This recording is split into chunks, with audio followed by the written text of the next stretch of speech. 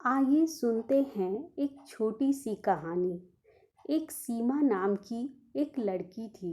वह पढ़ाई में काफ़ी अच्छी थी। उसके अध्यापक भी सीमा को बहुत पसंद करते थे क्योंकि वह कक्षा में हमेशा प्रथम आती थी। वह पढ़ाई के साथ साथ खेलकूद, पेंटिंग तथा अन्य क्षेत्रों में भी निपुण थी। सीमा केवल उन्हीं लड़कियों से बात करती थी जो पढ़ाई में अच्छी थी, और जो पढ़ाई में अच्छे नहीं होते थे उनसे बात करना भी पसंद नहीं करती थी। लेकिन कक्षा के सभी बच्चे उससे बात करना तथा उससे दोस्ती करना चाहते थे।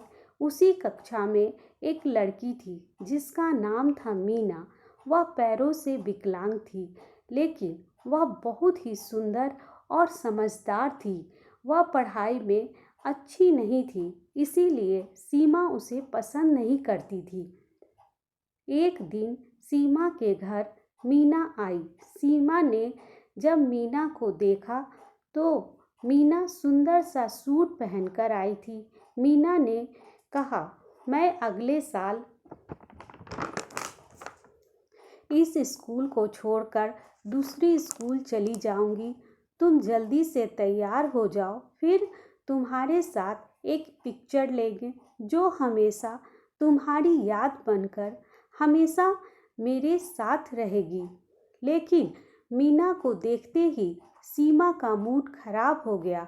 उसने कहा, मुझे तुम्हारे साथ कोई भी पिक्चर नहीं लेनी है, तुम यहाँ से चली जाओ। लेकिन मीना जिद करने लगी।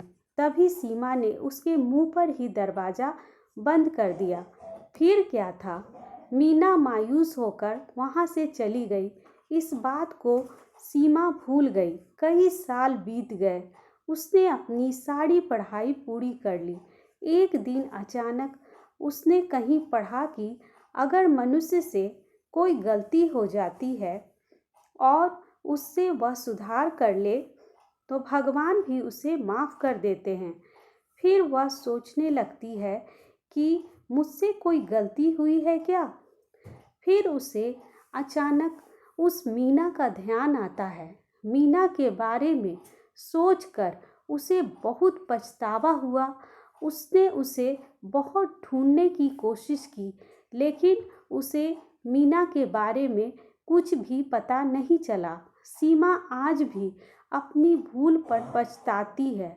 वह सोचती है कि काश उसकी मुलाकात मीना से हो जाए, ताकि उसे वह अपने गले से लगाकर उससे माफ़ी मांगेगी और अपनी भूल का पश्चाताप करेगी। इस कहानी से हमें सीख मिलती है कि हमें इस तरह से किसी को ठेस नहीं पहुंचानी चाहिए।